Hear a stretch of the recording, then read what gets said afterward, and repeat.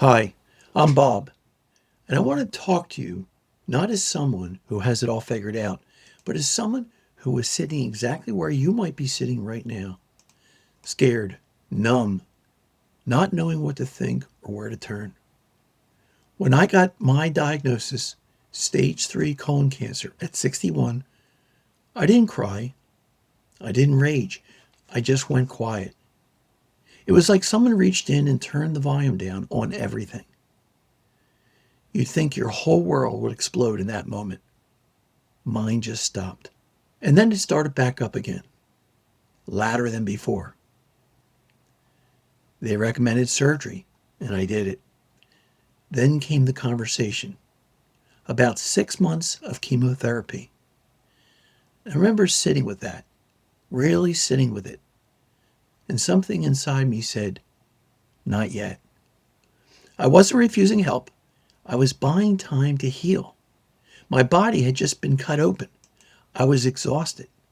I told my oncologist I wanted to build my strength back first. I wanted to give my immune system a fighting chance before I asked it to survive something else. They weren't thrilled, but I wasn't asking for permission. So I got radical about what I put in my body. No more processed anything. Raw living plant food. Things that still have life in them when they reached me. And the centerpiece of it all was smoothies. That's not a small thing. Smoothies became my medicine. It was the only way I could realistically flood my system with the sheer volume of nutrients my body was starving for. Pound after pound of fruits and vegetables, concentrated and delivered in a way my recovering body could actually absorb. Every glass was an act of intention.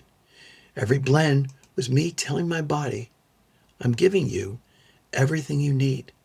Now do your job. And then something unexpected happened.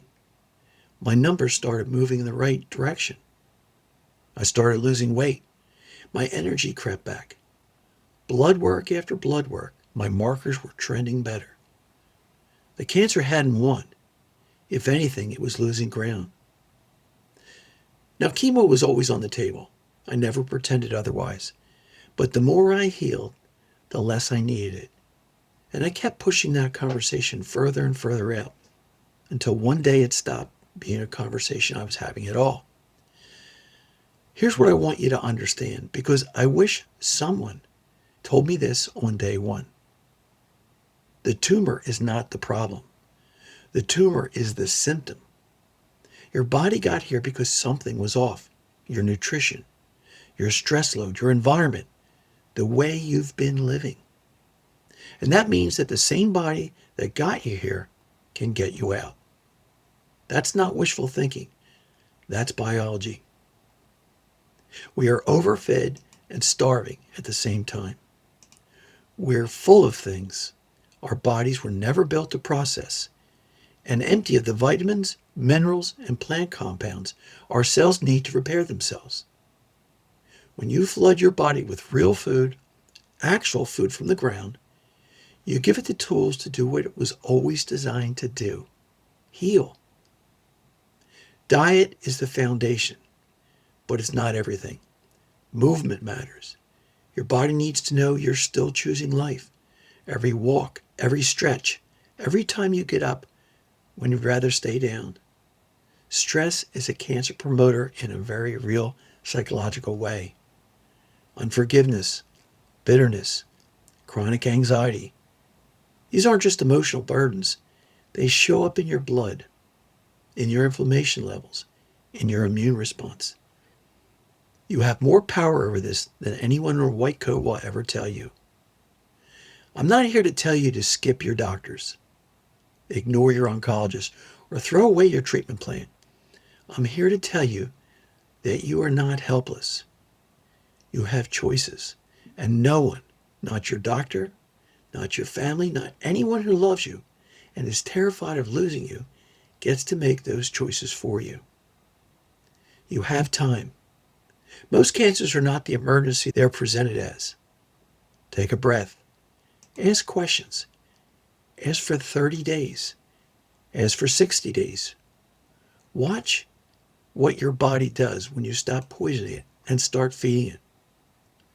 My kids and grandkids didn't always see it the way I did.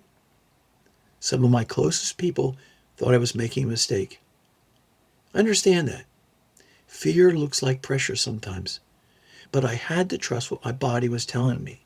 And my body was telling me I wanted to live. Everything I've learned, every shift, every food choice, every hard conversation with myself, I've put into a program called Eat to Defeat. Because that's exactly what this is. One meal, one choice, one day at a time. If you're in the fight right now, I see you. It's doable.